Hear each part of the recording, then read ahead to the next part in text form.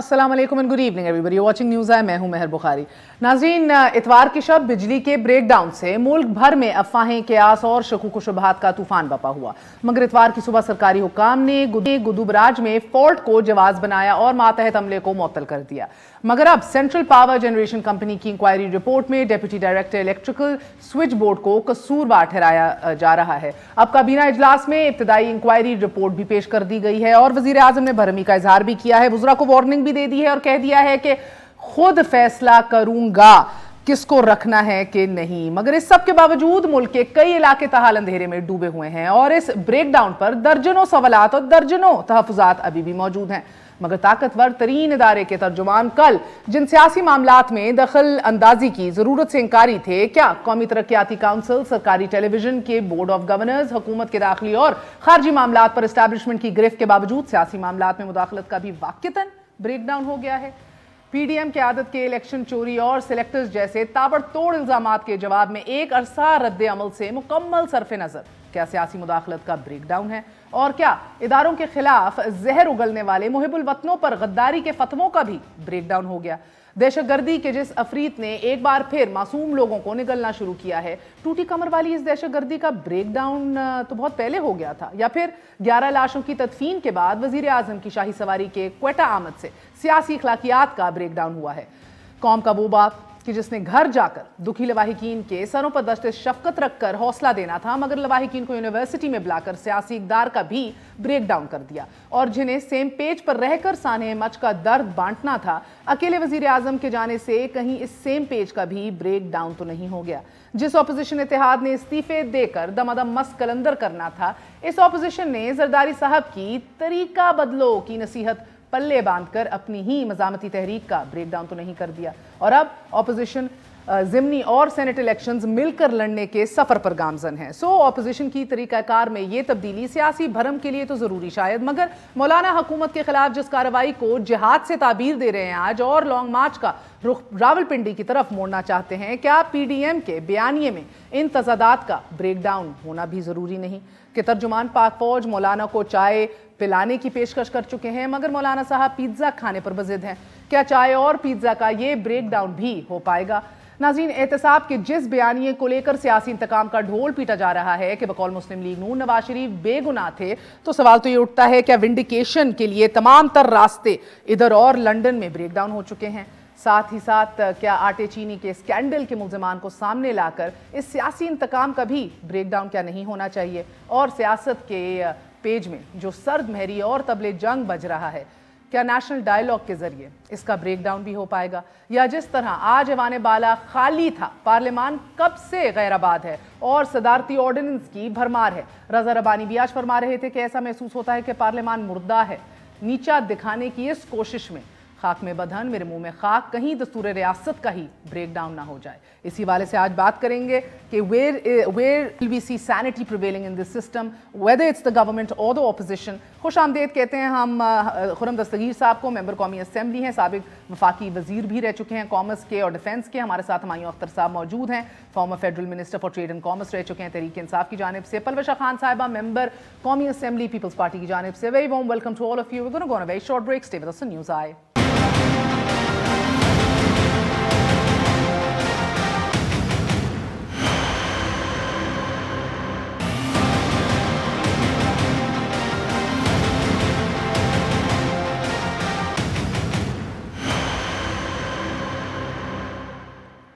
वापस आने का शुक्रिया। Welcome once again to news आई। खुर्रम दस्तगीर साहब, आपसे आगाज करूंगी। I often find you to be a voice of reason and sanity.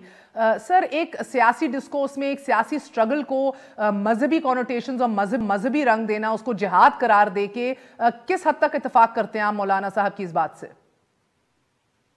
जी, सियासत तो आइन के दायरे में रहकर हमने करनी है ना, वो अगर उसको वो जिहाद कहें, लेकिन ये एक सियासी जिद्दोजहद है, क्योंकि आपने जिस तरह अपने नाजरीन को बताया है कि एक हमाजहती इनहदाम हुआ है, कॉम्प्रिहेंसिव ब्रेकडाउन हुआ है, पार्लियामान को ताला लगा हुआ है, हाकमियत मफलूज है, मुइशत इनहदाम का शिकार है, सियासत को जबर ने दबाया हुआ है, मीडिया के ऊपर दबाव हैं और खारजा ताल्लुकात जो हैं उनका बेड़ा गर्क हो गया है और अवाम बदहाल हैं, भूखे हैं, बेरोजगार हैं।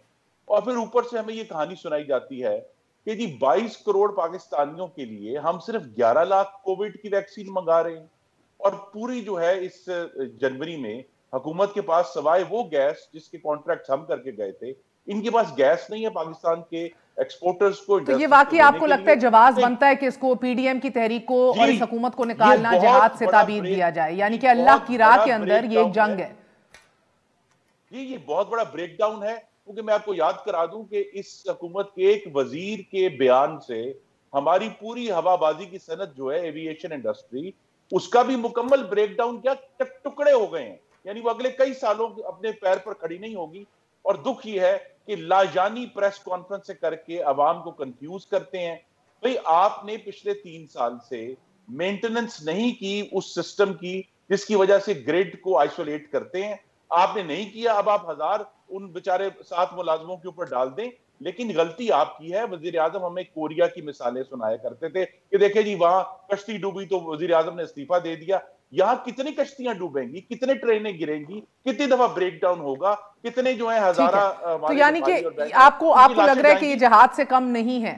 ہمایوں صاحب ایک تو آپ جانتے ہیں کہ مولانا صاحب ایک لشکر کے ساتھ آتے ہیں جو ڈو اور ڈائی والی مینٹیلٹی ہوتی ہے. اگر آپ ایک مجھے اجازت دیں، دیکھیے دوسرا جو ہے نا، ہم نے یہ کہانی دیکھی ہے کہ وزیر اعظم کا مستقل اصرار کر رہے ہیں. مثلا 18 دسمبر 18 میں فرمایا کہ فوج پی ٹی آئی کے منشور کے ساتھ کھڑی ہے، اچھا جی. اکتوبر 19 میں فرمایا فوج حکومت کے پیچھے کھڑی ہے. فروری 20 میں پھر فرمایا فوج میرے ساتھ کھڑی ہے کیونکہ میں کرپٹ نہیں ہوں. تو ساتھ ساتھ اس بریک ڈاؤن میں یہ بھی حصہ ہے کہ وزیر اعظم اصرار کر رہے ہیں کہ وہ اس بریک ڈاؤن میں فوج کو بھی گھسیٹیں. اور یہ جو کمپریہنسو بریک ڈاؤن ہے پاکستان کی حاکمیت کا، اس کے خلاف سر یہ بھی طے کرنا ہے آج کہ فوج کو سیاست میں گھسیٹ کون رہا ہے. بقول آپ کے وزیر اعظم گھسیٹ کے ادھر تک لائے ہیں فوج کو، بقول ان کے آپ لوگ فوج کو سیاسی رنگ دے رہے ہیں، کنٹروورشل بنا رہے ہیں. ٹھیک ہے ہمایوں صاحب، یہ جہاد قرار دے رہے ہیں آپ کی حکومت کو ریموو کرنا، آپ کو ہٹانا اپنے کاز کو سر، مگر ایک ایسے وقت میں جب یہی سارا سیناریو نواز شریف کے سامنے پوز ہوا تھا، 126 دن کا دھرنا دے کے آپ بیٹھے ہوئے تھے، ان کے لیے پارلیمان ڈھال بنا، انہوں نے اپنی طاقت پارلیمان سے ڈرا آؤٹ کی. وہ پارلیمان جو آج ایلینیٹ ہوا ہے، جس کو آج مردہ باد کہا جا رہا ہے، وہ پارلیمان کہ جس کے حوالے سے آج کہا جا رہا ہے کہ پورا پارلیمان ہی مردہ ہے اور کوئی نیشنل اسمبلی کا سیشن بھی، کوئی ریکویزیشن بھی سامنے نہیں آ رہی. سینٹ کے اندر بھی 12 حزب اختلاف کے ممبر آج موجود تھے، سینٹ بھی پورا ویران پڑا ہوا تھا. تو سر ایک ایسی صورت کے اندر آپ کی ڈھال کون بنے گا؟ اب واقعی اللہ کی راہ میں اگر یہ کاوش ہے تو پھر اللہ کے اوپر ہی چھوڑیں یا اداروں کے اوپر چھوڑیں جو کل اعلان کر چکے ہیں کہ وہ سیاست میں آنا ہی نہیں چاہتے.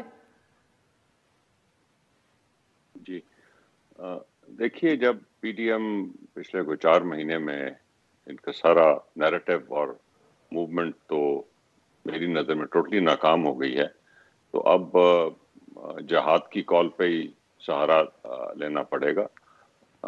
باقی کیونکہ سیاسی اب بات تو اس موومنٹ میں رہی کچھ نہیں. ابھی تو ہنسی مذاق ہو گیا ہے کہ پنڈی جائیں گے اور ادھر ان کو چائے پانی ملے گا. فوجی مہمان نواز بہت ہوتے ہیں اور پیزا بھی شاید آفر کر دیا جائے، لیکن اب تو یہ موومنٹ ہنسی مذاق میں ہو گئی ہے. باقی دیکھیے یہ ڈومز ڈے سینیریو پیش کیا جا رہا ہے کہ پارلیمنٹ بھی ختم ہوگی اور ملک بھی ختم ہوگی اور عوام اٹھ کھڑی ہوگی. وہ تو کچھ بھی نہیں ہوگا.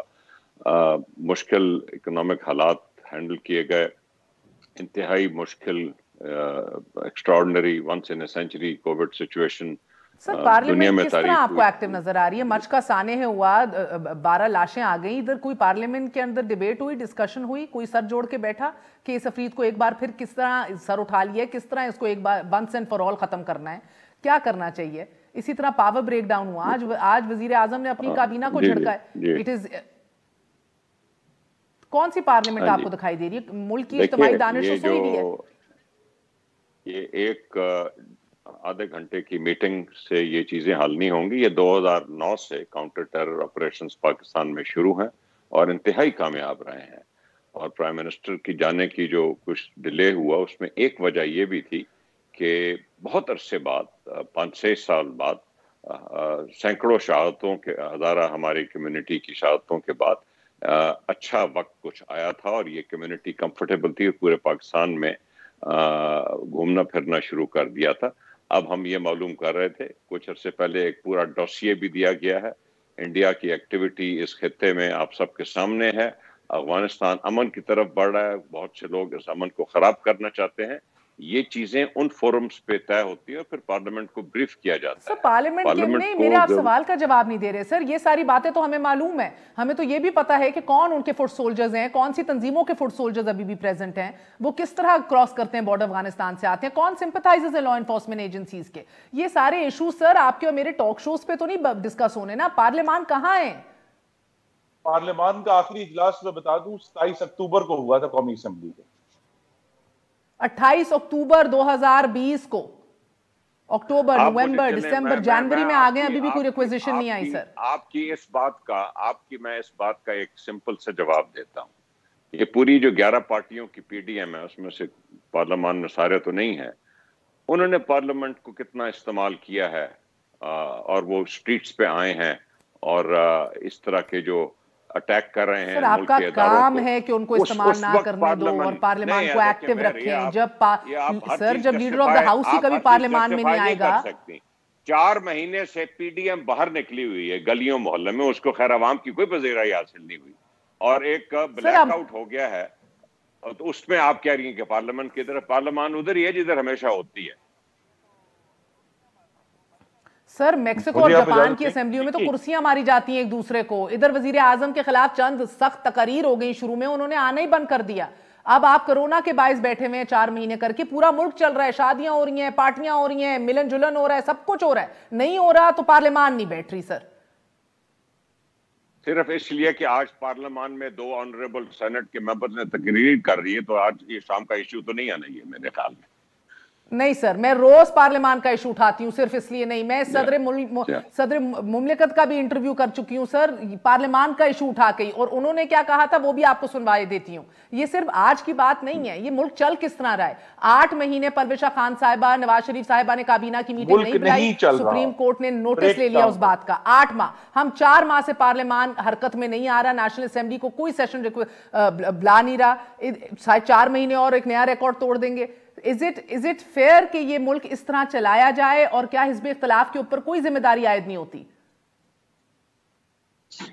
دیکھیے بالکل ہوتی ہے، میرے خیال میں ایک ریکویزیشن بھی ڈالا ہے، یہ آپ کو پورا دستگیر صاحب زیادہ بہتر بتا سکتے ہیں، لیکن یہ بڑی ایک کنوینئنٹ بات ہے کیونکہ جن مسائل کا سامنا اس وقت ملک کو ہے اس میں سے بہت سے آپ نے جو ہے اپنے انٹرو میں کہے، آپ کے زیادہ تر انٹرو سے تو میں بہت امپریس ہوئی۔ بہرحال دوسری بات یہ ہے کہ وہ چیزیں جب پارلیمان میں آئیں گی تو جن کو یہ جو بچ گئے ہیں، جو اس وقت نیب کی حراست میں نہیں ہیں، ان میں سے کچھ تو بولیں گے، کچھ تو ایسے بھی ہیں جو کہ نہیں ڈرتے، اور کچھ ایسے بھی ہیں جو کہ یہ تمام چیزیں بھگت آئے ہیں اور وہ اب اس سے مزید جو ہے دبنے کو تیار نہیں ہیں۔ لہٰذا اب بات یہ ہے کہ جہاد کا آپ کہہ رہی تھی، میں آپ کو میرے سے زیادہ پتا ہوگا، جہاد تو جابر حکمران کے سامنے کلمہ حق کہنا بھی جہاد کی ایک قسم، اور جہاد کے بہت سے قسمیں بھی ہیں، اور یہ میں سمجھتی ہوں ظلم کو برداشت کرنا بھی جو ہے وہ بھی ایک گناہ ہے۔ اور اس وقت اگر ہم آج کی سچویشن دیکھیں، چلیں یہ باتیں چھوڑ دیں، جو بڑی بڑی باتیں کہہ رہے ہیں چھوڑ دیں، ہم تھوڑی دیر کے لیے چھوڑ دیتے ہیں، اس ہفتے کی آپ بات دیکھ لیجیے، آپ ہزاروں کو بھی چھوڑ دیں، آپ یہ بلیک آؤٹ کو بھی چھوڑ دیں، جو چینی اور گھی کی قیمتوں میں اضافہ اس ہفتے میں ہی ہوا ہے نا مہر، if I am not wrong, correct me if I am wrong۔ جی میں آپ کو بتاؤں کیا کیا، اگر آپ اجازت دیں پرویشہ صاحبہ سنتی جائیں، آج کی خبریں بھی اسٹیلٹی سٹورز پر دودھ، صابن، سرخ مرچ، نمک، مسالہ جات کی قیمتوں میں اضافہ، میں آپ کو مختصراً سن لیں، اب آپ دیکھیں ٹوتھ پیسٹ سے لے کے جوتوں کی پالش سمیت سے کئی اشیاء کی قیمتیں مہنگی، 50 گرام مرچ کی قیمت میں 22 روپے اضافہ، 50 گرام ادرک پاؤڈر کی قیمت میں 12 سے 15 روپے اضافہ، 1.4 کلو گرام چائے کے دودھ کی قیمت میں 100 روپے کے قریب اضافہ، 1 کلو کپڑے دھونے کے پاؤڈر کی قیمت میں 10 روپے اضافہ، یوٹیلیٹی سٹورز پہ گھی اور کوکنگ آئل کی قیمت میں 22 سے 27 روپے فی کلو اضافہ، یعنی کہ خدا کا خوف کریں سر۔ اچھا اب یہ مہر صرف آپ نے جو ہے روزمرہ اشیاء کی قیمتیں بتائیں، اب پچھلے ہفتے میں جو ریٹروسپیکٹیولی بجلی کی قیمتیں بڑھی ہیں، آپ پورے ایشیا میں Pakistan is number 1 right now مہنگائی میں، وہ قیمتیں 5-6 रुपए पर यूनिट बढ़ी है, जो कि जिस महीने का दिसंबर का हम इस्तेमाल करके बिल दे चुके हैं उस पे भी लगाई गई हैं, और अब जो 1 रुपया 67 पैसे बढ़ी है वो जो जनवरी आधा गुजर गया है उस पर भी लगेगी। असल सवाल ये है कि मैं समझती हूँ अगर पीडीएम खत्म भी है, कुछ भी नहीं है, कोई कहीं नहीं जाएगा, कोई पिंडी नहीं जाएगा, कोई इस्लामाबाद नहीं आएगा, लेकिन ये 21-22 करोड़ जो है ये भेड़ बकरियां हैं या इंसान हैं, ये कहीं ना कहीं तो जाएंगे, ये किसी से तो सवाल करेंगे। अब भूख तो एक ऐसा फेनोमेनन है जो लगती है, और ये आप सवाल ये कीजिए कि जितने अरसे में ये तमाम चीजें बढ़ी हैं, पेट्रोल बढ़ा है, सब कुछ बढ़ा है, इतने ही अरसे में बता दें पाकिस्तानियों की कुव्वत खरीद किस तरह बढ़ी है या घटी है।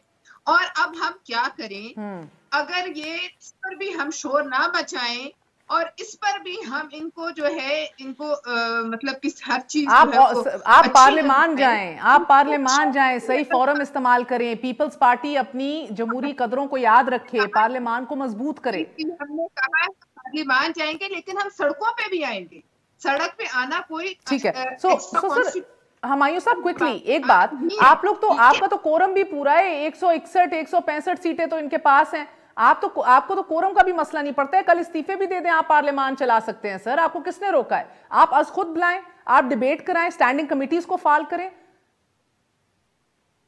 बिल्कुल होनी चाहिए जी, होगी और होता रहा है इसमें मैं इसको इशू नहीं समझता। आज मेरा ख्याल बहुत ही आपने सीरियस इशू बनाया हुआ है, पार्लियामेंट मौजूद है, मिलती है, लॉ पास होते हैं, what's the issue? I mean उसके जो भी दिन है वो पूरे मुझे इजाजत दे, मैं बताऊं क्या इशू है? इज नो इशू सर, वक़्त पार्लियामेंट की है, ये 2.5 सालों में 38 ऑर्डिनेंस आप लोगों ने पास कर ली हैं, ये वक़्त है पार्लियामेंट की। अगर आप मुझे इजाजत दें, जो असल इश्यूज हैं वो ये भी बताइए कि लॉज कितने पास किए हैं। ऑर्डिनेंस लिमिटेड ड्यूरेशन का होता है, ordinance is not a law, तो अल्टीमेटली उसमें लॉ बिल्कुल लिमिटेड ड्यूरेशन का ही होता है सर, मगर ऑर्डिनेंस ये है जी। खुरम साहब बताएं, क्योंकि मैंने कुछ बहरानों की भी जिक्र करना है जी। चाहे ये बिजली का ब्रेकडाउन हो, चाहे वो हमारे हजारा भाइयों का कत्ल हो, चाहे पिछले 17 महीनों से अशियाए खुर्दोनोश की महंगाई डबल डिजिट्स में है, 10% से नीचे नहीं आई, मुस्तकिल दिसंबर के भी नंबर्स यही कह रहे हैं, लेकिन हुकूमत अवाम को और पार्लियामान को मालूमात देने की बजाय सिर्फ खराफात बताती है, सही वक्त सही बात नहीं बताते। और ये खुद जो हैं, जो जिन्होंने कहा जी हम एहतसाब करेंगे और जिनका पूरा बयानिया अब धड़ाम से दफन हो गया है, वो अपना खुद एहतसाब पार्लियामान के जरिए कराने से मफरूर हैं, जिम्मेदारी से मफरूर हैं। ब्रेक डाउन इसलिए हुआ है कि हुकूमत की मिसमैनेजमेंट है, लेकिन यह है कि उनको 7 बंदों पे डाल के कहा कि जब कराची में जहाज गिरता है तो इल्जाम सारा पायलट सर, 8 ब्रेक डाउन तो पीएमएलएन के दौर में भी हुए थे, but the problem here is the right forum, you don't have the right people for the right job, and जो राइट फोरम्स हैं उनको एक्टिवेट नहीं कर रहे। एवरी अदर डे अदालतों को कहना पड़ता है। क्यों है वो मफरूर? इसलिए है कि वो जवाब नहीं देना चाहते कि जी जो सिस्टम 24,500 मेगावाट पे नहीं बैठा, वो 10,302 मेगावाट पे किस तरह बैठ गया। लोएस्ट इस वक्त डिमांड है बिजली की मुल्क में, जो पूरा साल में होती है, उसके ऊपर सिस्टम कैसे बैठ गया? जो 24,500 पे कहते थे जी नहीं हमने डाले सिस्टम में और नहीं बैठा। इसी तरह इनके एक बार जवाब नहीं है। मैं दवाइयां, चीनी और आटा और पेट्रोल और फर्नेस ऑयल के बाद अब घी को कौन सी आग लगी है? हमायूं साहब, ये सारे नुकात जो दस्तगीर साहब सामने ला रहे हैं, मैं एक वक्फे के बाद आपके सामने पेश करना, फिर से इनका जवाब दे दीजिएगा सर, क्योंकि वाकई शायद ब्रॉडशीट हो जाए, IAR हो जाए, एहतसाब हो जाए। अवाम को अब इन चीज़ों से अभी गर्ज नहीं है, अवाम को गर्ज है उनके असल मसाइल के इशू क्यों नहीं निकल रहे। कमेटी दर कमेटी, तहकीकात दर तहकीकात, बड़ी वाह हमने किया।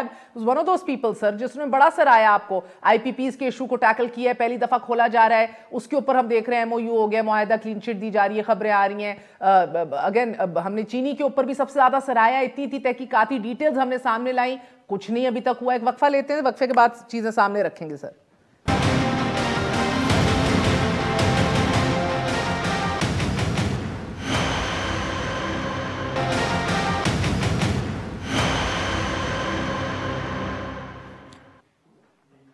वापस आने का शुक्रिया, welcome once again to news आई। नाज़रीन, आपके सामने कुछ पेश करेंगे। हमायूं साहब ये जवाब दीजिएगा इन इश्यूज़ का कि जो 2.5 साल में करने वाले काम थे और जो हो भी सकते थे। ادویات کی قیمتوں میں غیر قانونی اضافہ، جنوری اور فیبروری 2019 میں ادویات کی قیمتوں میں 100% سے زائد اضافہ ہوا۔ وفاقی وزیر صحت عامر محمود کیانی کے خلاف نیب نے کرپشن کے الزامات پر تحقیقات کا آغاز کیا۔ عامر کیانی کے بعد ڈاکٹر ظفر مرزا کو معاون خصوصی برائے صحت تعینات کر دیا گیا۔ مارچ 2020 میں ایف آئی اے نے ڈاکٹر ظفر مرزا کے خلاف 2 کروڑ ماسک اور پی پی ای کی سمگلنگ، ہندوستان جان بچانے والی ادویات کی درآمد کے الزامات، اور پھر 13 اپریل کو کرونا وائرس از خود نوٹس کیس کی سماعت کے دوران حکومت کو ڈاکٹر ظفر مرزا کو ہٹانے کا کہا۔ 29 جولائی 2020 کو ڈاکٹر ظفر مرزا نے استعفیٰ دے دیا۔ ادویات بدستور مہنگی فروخت ہو رہی ہیں، جبکہ دونوں شخصیات کے خلاف ابھی تک کوئی کارروائی سامنے نہیں آئی، بلکہ اپ ڈیٹ بھی نہیں دی جاتی۔ آٹے اور چینی کے بحران کے حوالے سے بھی سنیے۔ جنوری اور فیبروری 2020 میں آٹے اور چینی کا بحران سامنے آیا۔ فیبروری میں وزیر اعظم عمران خان نے ایف آئی اے کو تحقیقاتی رپورٹ جمع کرانے کا حکم دیا۔ 4 اپریل کو کمیٹی نے رپورٹ وزیر اعظم کو پیش کی۔ فائدہ اٹھانے والوں میں جہانگیر ترین، وزیر مخدوم خسرو بختیار کے بھائی عمر شہریار اور دیگر گروپوں کے نام سامنے آئے، جن کو ایک ایک کر کے اپنے ٹیلی ویژن کے پروگرامز میں ہم نے بے نقاب کیا، ان کی شوگر ملز کی ڈیٹیلز دیں، انہوں نے کتنے امپورٹس کیے ہیں، ایکسپورٹس کیے ہیں، پروفٹس کمائے ہیں، یہ سب ہم نے دکھایا۔ لیکن 5 اپریل کو وزیر اعظم نے عوام کو ایک بار پھر یقین دلایا کہ 25 اپریل کو آڈٹ رپورٹ کا تفصیلی نتیجہ آ جائے گا، اس کے بعد ذمہ داروں کے خلاف کارروائی بھی کی جائے گی۔ انہوں نے کہا فورینزک رپورٹ 21 مئی کو عوام کے سامنے پیش کی گئی، مگر حکومتی شخصیات کے خلاف کوئی کارروائی عمل میں نہیں آئی۔ 58 روپیز فی کلو فروخت ہونے والی چینی 110 روپے میں فروخت ہو رہی ہے، جبکہ 32 روپے کلو فروخت ہونے والا آٹا ابھی 85 روپے فی کلو فروخت ہو رہا ہے، جو ہمیں بتایا جا رہا ہے۔ اس کے اوپر بھی کوئی ایکشن نہیں لیا گیا۔ سر مجھے یہ بتا دیجئے کہ نکلتا کیا ہے آپ لوگوں کی رپورٹس اور تحقیقات سے؟ اپنے بندوں کے اوپر ہاتھ ڈالنے سے کیوں ہاتھ کانپتے ہیں؟ جی، ہاتھ تب ڈالا جاتا ہے، صرف اس نہیں کہ اس میں الیکٹرانک میڈیا میں مہم چل رہی ہے، ہاتھ تب ڈالا جاتا ہے جب پاکستان کی عدالتیں یہ ثابت کر دیں کہ ایک جرم ہوا ہے۔ صرف اس نہیں کہ ایک شور مچ رہا ہے تو آدمی پہ ہاتھ ڈال دیا جائے۔ ڈرگ ریگولیٹری اتھارٹی، سر یہ تو فورینزک رپورٹس ہیں ہمارے اداروں کی، کیا شہباز شریف صاحب کے اوپر آپ لوگوں نے سب کچھ، سعد رفیق صاحب کو تو 2.5 سال بعد آپ لوگوں نے آج ان کے نیب میں کیسز ہٹا دیے۔ اگر آپ اجازت دیں تو میں آپ کی بات کا جواب دوں گا، ورنہ تو آپ مجھے سناتے رہیں، میں سنتا رہوں گا۔ اوکے، نہیں سر بات کریں، مگر سر وہ اصول بیان کریں جو سب کے لیے ایکول ہے، صرف آپ لوگوں کے لیے نہیں۔ آپ نے ڈرگ ریگولیٹری اتھارٹی کی بات کی، قیمتیں وہ بڑھاتی ہیں۔ اگر سال سے، کیونکہ ہماری بہت سے را مٹیریل فارماسیوٹیکلز کے امپورٹ ہوتے ہیں اور اس کی قیمت ریفلیکٹ نہیں کی گئی، اور بہت سے ہماری جو ملٹی نیشنلز ہیں انہوں نے وہ ڈرگز منگانا ہی چھوڑ دی، یہاں تک کہ بچوں کے ٹیکے منگانے چھوڑ دیے تھے کیونکہ ان کو ہم قیمت نہیں دا، تو یہ ایک ایڈجسٹمنٹ کی گئی۔ اگر کسی نے نیب نے ایکشن لیا ہے اور ایک انویسٹیگیشن کی ہے تو ضروری مطلب یہ نہیں ہے کہ انویسٹیگیشن میں کوئی انسان قصوروار ثابت ہوگا، ہو سکتا ہے وہ قصوروار ثابت نہ ہوا۔ شوگر کی بڑی میسو رپورٹ ہوئی، اور شوگر اس وقت بہت سے جو شوگر ملز ہیں وہ ان کے سب جوڈس کیسز ہیں، اور تقریباً پوری انڈسٹری کا فورینزک آڈٹ ہوا ہے۔ پاکستان کا کوئی ادارہ نہیں ہے جس نے چھوڑا ہو، لیکن آڈٹ کا مطلب یہ نہیں ہوتا کہ پورا سیکٹر قصوروار ہو گیا ہے۔ یہ کام جاری ہیں جو کہ ہم سے پہلے کسی اور حکومت نے نہیں کیے تھے، یہ ہم کر رہے ہیں اب یہ کام۔ سر ادھر میں تو کچھ نہیں کہتی، اگر مجھے اجازت دیں تو میں ایک سوال پوچھ، گیسٹ مہمان ناراض ہو جاتے ہیں۔ خرم دستگیر صاحب، یہ کیا ہمیں ہی لگ رہا ہے کہ جو ہلکا سے بھنک بھی پڑے تو اپوزیشن کو اٹھا کے اندر کر دیا جاتا ہے؟ چاہے آپ کے پرائیویٹ سیکٹر کے سی ای اوز ہوں کیوں نہ ہوں، شیخ عمران الحق ہوں، آپ کے سابق وزرائے اعظم ہوں، آپ کے وزیر ہوں، دھر کے اندر جیلیں بھری جاتی ہیں سر، اور نکالا نہیں جاتا، اور 2.5 سالوں کے بعد لگتا ہے کہ کھودا پہاڑ نکلا چوہا۔ تو ادھر جدھر آپ کو دکھ رہا ہے فورینزک رپورٹس میں نام آ رہے ہیں، امپلیکیٹ ہو رہے ہیں آپ کے سٹنگ منسٹرز، ان کے اوپر ان کو ہاتھ بھی نہیں لگایا جاتا، انکوائری کے لیے بلایا بھی نہیں جاتا۔ بلایا تو جا سکتا ہے نا سر، اس میں کیا مسئلہ ہے؟ بلا ہی لیں۔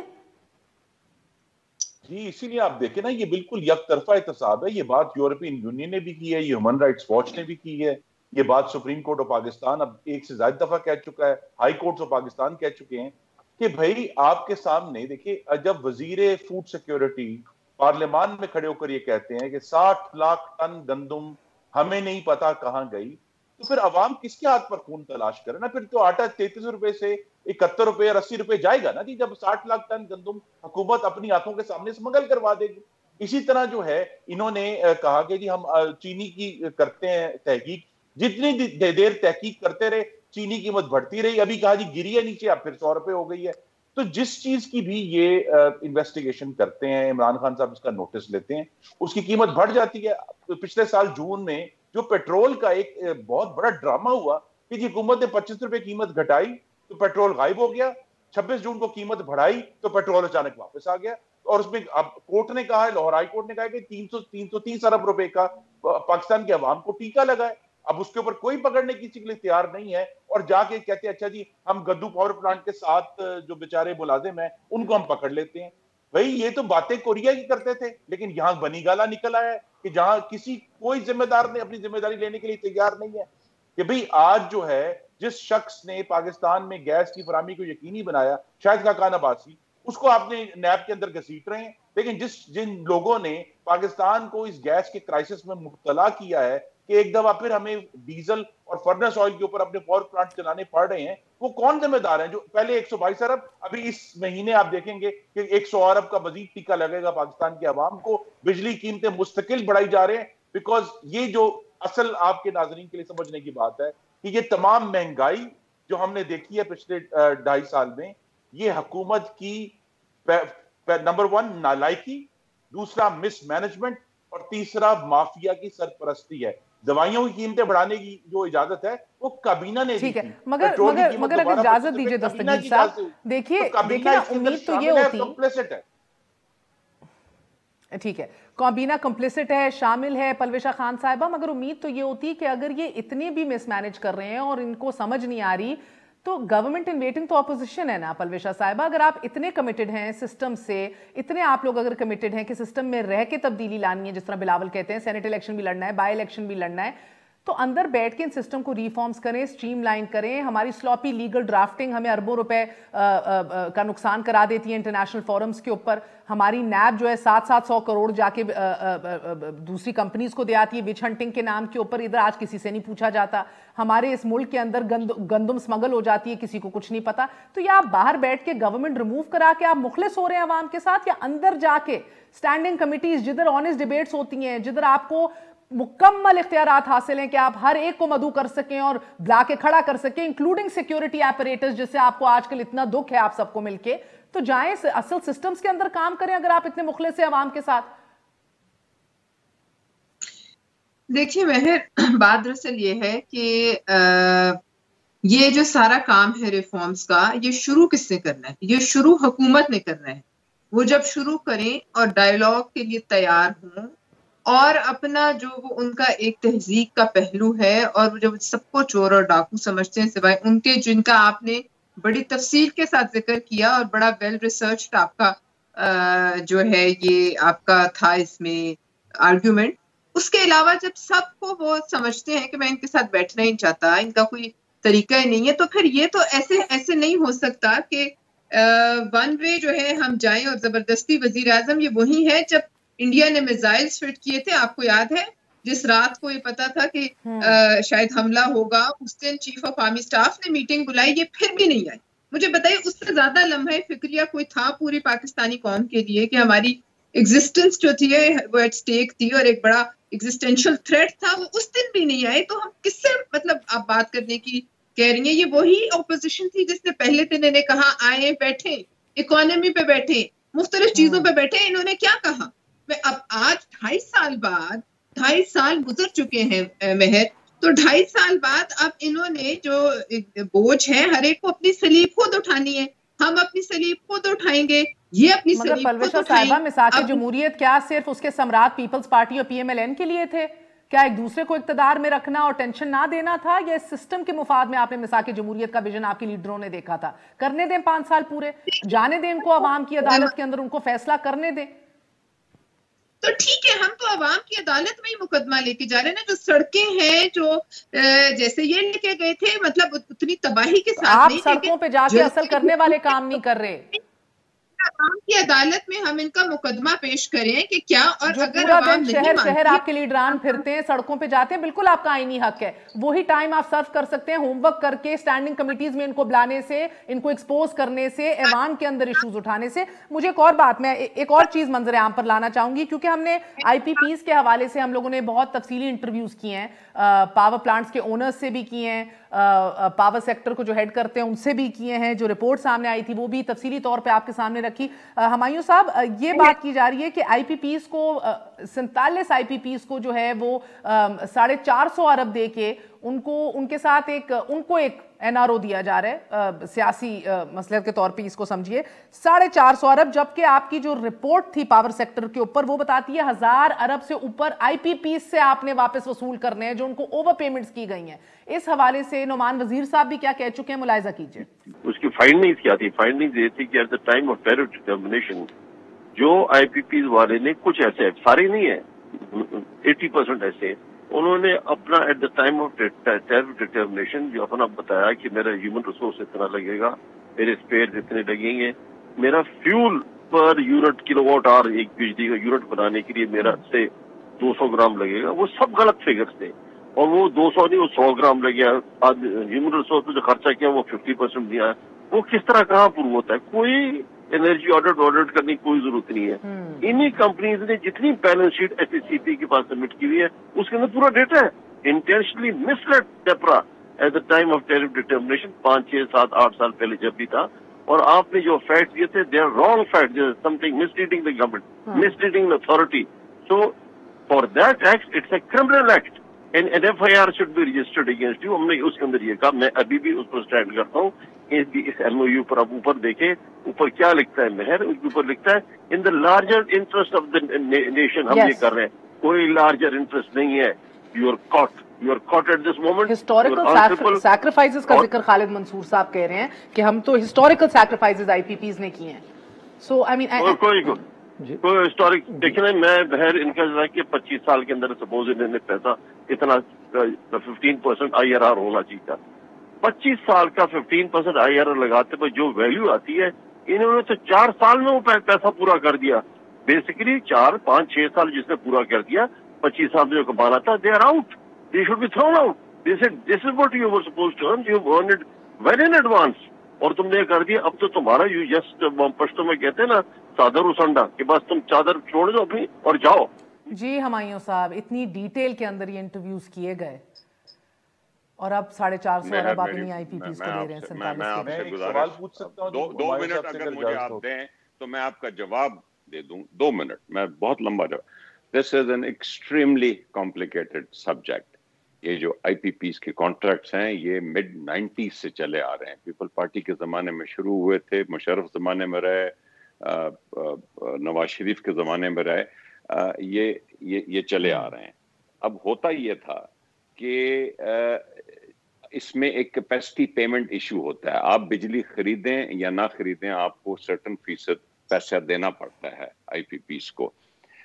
ابھی تک جو انفیشنسیز تھیں وہ ڈسٹریبیوشن میں تھیں, اور ڈسٹریبیوشن کی انفیشنسیز ہم نے ٹھیک نہیں کی, اور اسی وجہ سے ہمارا سرکولر ڈیٹ بڑھتا تھا. پی ایم ایل این دور میں جس سیکٹر میں اضافہ ہوا وہ جنریشن تھی. بہت اضافہ ہوا, تقریباً ہم نے جنریشن ڈبل کر دی. وہ اور بات ہے کہ میں سمجھتا ہوں کہ ہم نے فیول مکس کو ٹھیک نہیں کیا, لیکن جب جنریشن ڈبل ہوئی اور وہ ساری سوائے جو 3 RLNG کے پلانٹس تھے اس کے علاوہ تمام آئی پی پیز کے ذریعے وہ پاور جنریشن آئی. اس کا مطلب یہ کہ اس میں پرائیویٹ سیکٹر آیا ہے اور اس کو وہی کیپیسٹی پیمنٹس ایشو. اکانومی میں ایسے ملی کہ ہمارا مینوفیکچرنگ سیکٹر بالکل بیٹھ گیا, اور مینوفیکچرنگ سیکٹر جب بیٹھا تو ایک سچویشن آ گئی کہ آپ کے پاس میسو جنریشن ہے اور آئی پی پیز لگے ہوئے ہیں جن سے آپ بجلی خرید بھی نہیں سکتے کیونکہ آپ سے خریدنے والا کوئی نہیں, اور آپ کو ان کو پیمنٹس دینی پڑی. اور یہی وجہ تھی کہ جو سرکولر ڈیٹ ہے وہ ایکسپوننشلی انکریز ہونا شروع ہوا. پہلی دفعہ گورنمنٹ جو ہے وہ والنٹیرلی اس نے بلایا آئی پی پیز کو اپنے پاس, اس کو کہا کہ یہ ایک انٹینیبل سچویشن ہے, اس لیے یہ جو آپ کے فارمولے ہیں چاہے وہ بگاس بیسڈ ہو, چاہے وہ سولر ہو, چاہے وہ ونڈ مل ہو, چاہے وہ یہ آئی پی پیز کے ہو, آپ ہم سے آ کے بات کریں اور یہ جو آپ کے منافع ہیں ان کو کم کریں, اور بہت سے سیکٹرز میں اس میں ہمیں کامیابی ہوئی ہے. آئی تھنک یہ بڑی انفارچونیٹ بات ہے کہ ہم نے انپریسیڈنٹڈ 94 کے بعد پہلی دفعہ جو آئی پی پی کانٹریکٹس کو بلا کے ان سے والنٹریلی یہ کم کرائے ہیں. آپ کہہ رہے ہیں کہ اس میں NRO ہو گیا.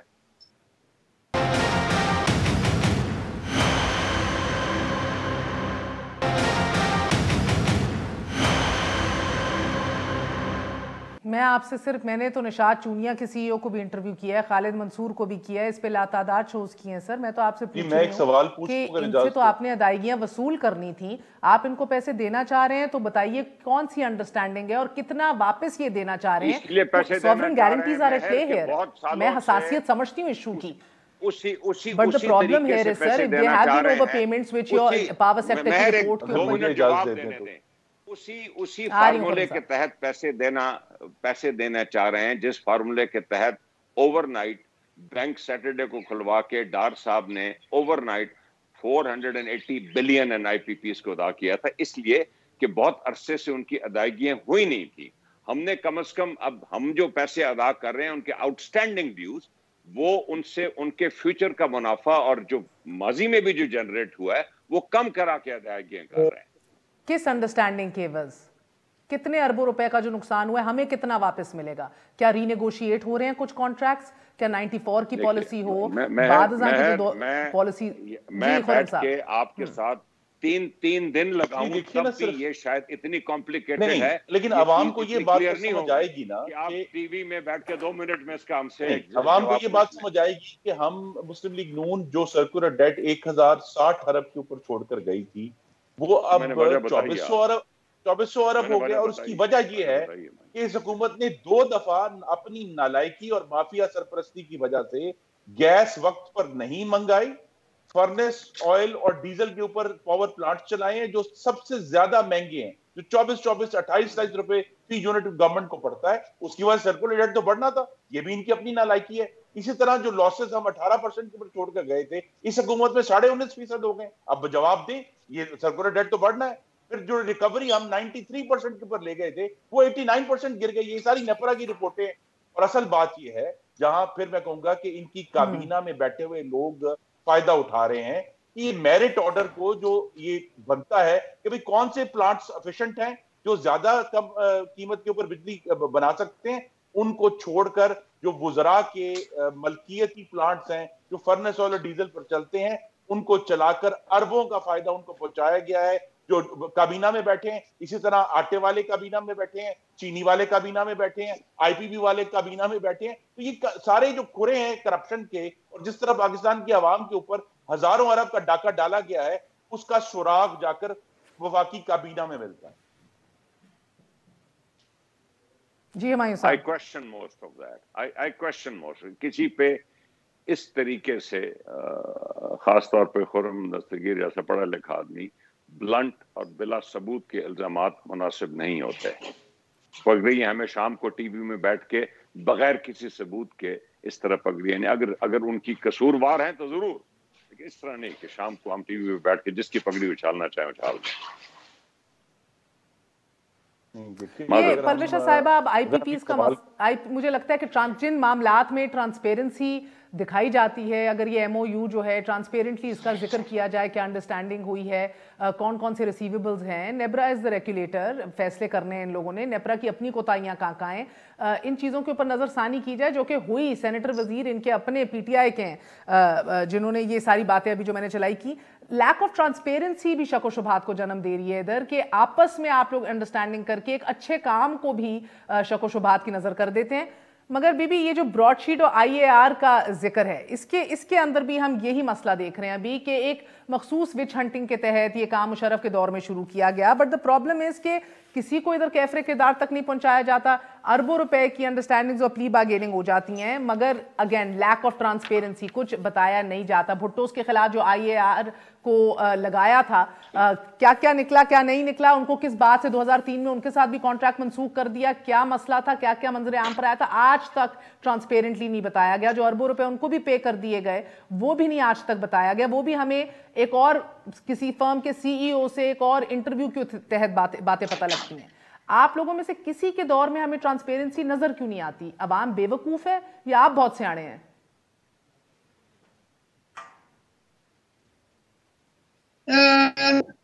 دیکھیے بات یہ ہے کہ اب یہ کام تو اس کا جو ٹارچ بیئرر تھے نا وہ عمران خان صاحب تھے، وہی احتساب کے نعرے پہ تھے.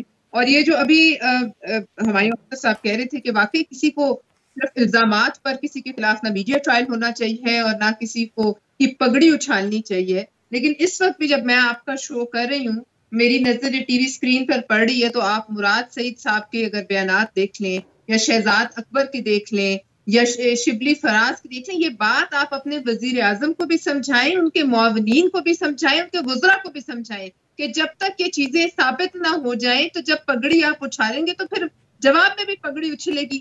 لہٰذا یہ جو جتنے آپ نے ابھی یہ جتنے آپ نے ابھی مینشن کیے ہیں ہم بھی کر رہے ہیں، چینی ہے، آٹا ہے، پیٹرول ہے، ادویات ہے، LNG ہے، واٹ ناٹ. اگر آپ یہی تمام ایڈ اپ کر لیں تو آپ مجھے بتا دیں، میری تو گنتی اتنی نہیں سمجھ آتی کہ یہ کتنے اربوں خربوں میں جا کے معاملہ پہنچ جاتا ہے. اور پھر میں آپ کو اس کو آپ کی لنک کرتی ہوں کہ وہ جو ہم کے مولانا صاحب نے کہا جہاد ہے، تو ریاست مدینہ کا تو ہم دعوے دار نہیں تھے. ریاست مدینہ منانے کے تو شاید میاں نواز شریف صاحب نے بھی زبان سے نہیں کہا، اگر وہ ان کی خواہش بھی ہو تو یہ تو ان کا دعویٰ تھا.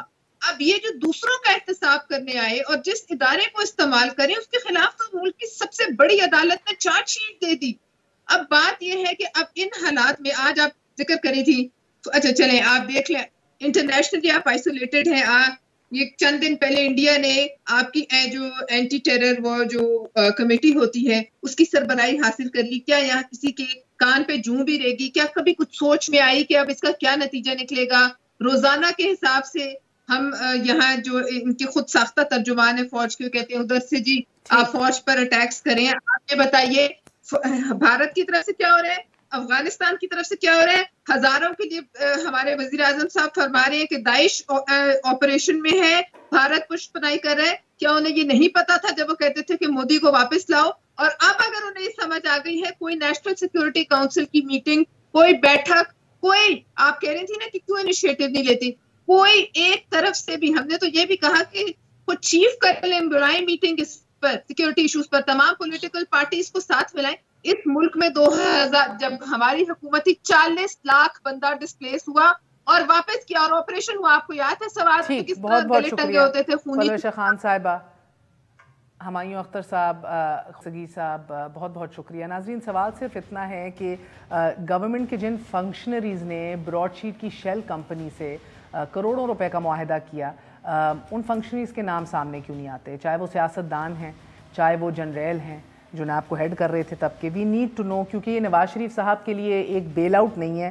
وہ تو بلکہ پھنستے دکھائی دیتے ہیں اس کیس کے اندر. یہ بہت بڑی چارج شیٹ ہے نیب کے اوپر، وہی نیب کہ جس کو کوئی چارج شیٹ متاثر ہی نہیں کرتی لگتا ہے. لیکن 700 کروڑ پاکستانی روپیہ اڑا دیا گیا صرف ایک کانٹریکٹ کے اندر جو ہم آپ کو بتا رہے ہیں. And no questions were asked in this country. اسی طرح 7 لاکھ گندم اس ملک سے غائب ہو جاتی ہے، اسمگل ہو جاتی ہے، کوئی نہیں جانتا. آئی پی پیز کے ساتھ اس ایشو کو ٹچ کرنا، اس کو ایکسپلور کرنا بہترین اقدام حکومت کا، لیکن اس کے بعد خاموش ہو جانا اور پس پردہ کام کرنا، لیک آف ٹرانسپیرنسی کے سامنے پھر نیتیں میٹر نہیں کرتی. عوام آپ کا مقدمہ لڑے گی، عوام آپ کے اندر یقین کرے گی. جتنے ٹرانسپیرنٹلی آپ کام کریں گے، جتنی پارلیمان فعال ہوگی، اتنا ٹرسٹ ڈیولپ ہوگا، جو کہ بہرحال یہ دونوں کام نہیں ہو رہے. اجازت دیجیے، گڈ نائٹ، اللہ حافظ.